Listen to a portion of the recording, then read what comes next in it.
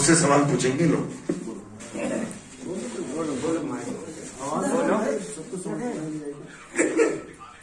मैं ये पूछना चाहती हूँ कि इधर ऐसे करके बोलो, ये माइक उधर को मुंह रखो, इधर घूमे सामने मुंह ना मुंह लगा। सतनाम ऐसे बोलो, ऐसे मुंह इधर को रखो माइक। सतनाम नाम शुभ है या नहीं? बहुत अच्छा सवाल पूछा इन्होंने। सतनाम नाम जो है शुभ है या नहीं, यही पूछा ना। देखो सतनाम को पहले समझ लो, सतनाम क्या है। कबीर साहब कह रहे हैं सतगुरु सोई सतनाम बतावे, बाकी गुरु कोई कामना आवे। सतनाम बहुत बड़ा नाम है, लेकिन वो वाला नहीं जो तुम जप रहे हो। सतनाम सतनाम सतनाम ये नहीं, ये तो 52 अक्षरी सतनाम है। जब 52 अक्षर नहीं बने थे, का खा गा आ ई पा फा बा चा चा यारा लावा शा सा, ये नहीं बने थे, तो सा नहीं बना था तो सतनाम का सा कहां से आता? ता नहीं बना था तो सतनाम का ता कहां से आता? ये वो नाम की महिमा नहीं है कि जाप की महिमा चल रही है यहां पे, नहीं। सतनाम जपना नहीं है, सतनाम को जानना है। सतनाम है क्या? जैसे पानी की बहुत बड़ी महिमा है, जब प्यास लगती है तो क्या चाहिए हमें? पानी। लेकिन अगर हम पानी का नाम जपने लग जाए, इसको बड़ा मान के, जिसको प्यास लग जाओ, शुरू हो जाओ, पानी पानी पानी पानी, गला गीला होगा क्या? नहीं होगा। ये पानी पानी जपना तुम्हारी मौत का कारण बन जाएगा, जबकि तुम्हारी प्यास का समाधान भी पानी ही है।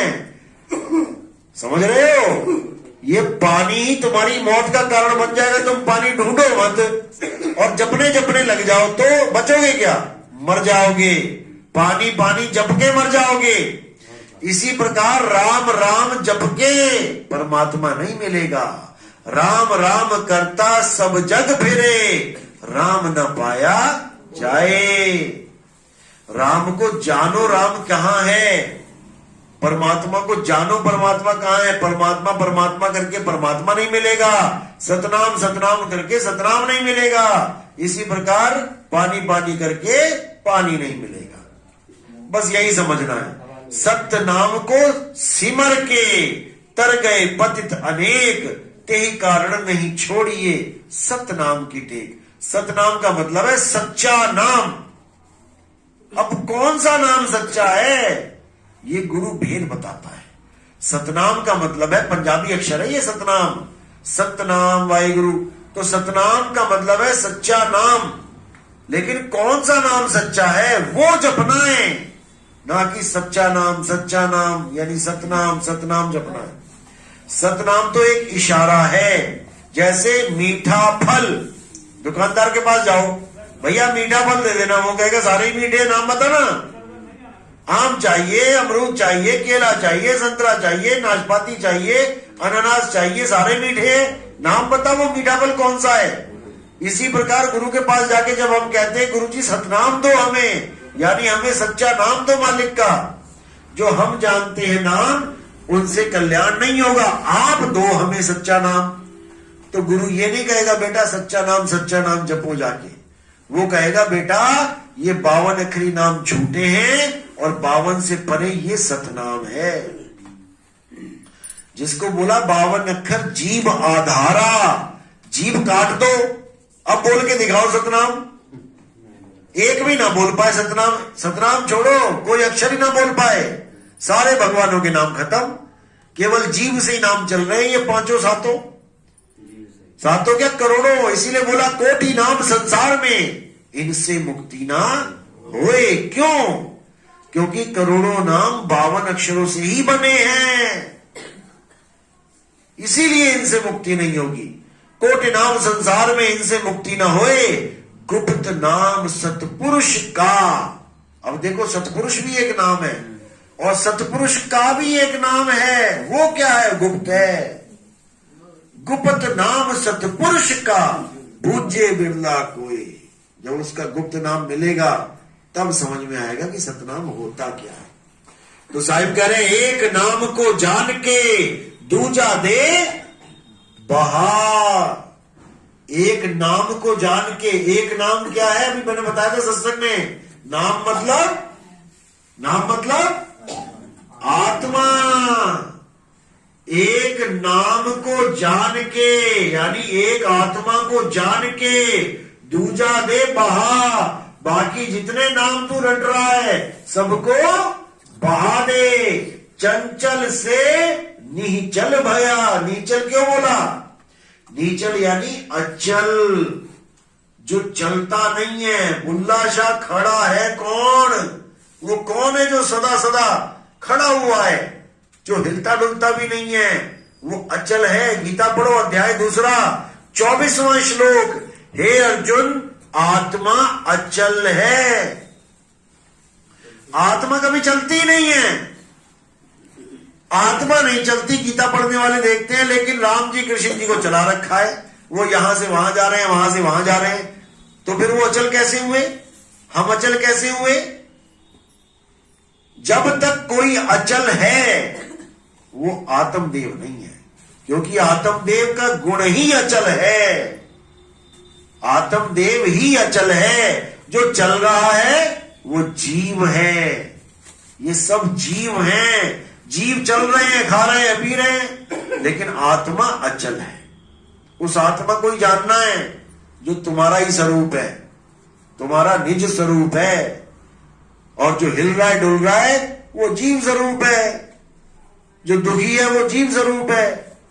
जो आ रहा है जा रहा है 184 में जीव स्वरूप है। ओ हम काया मर मर जाए, सो हम फिर गोता खाए। जीव है।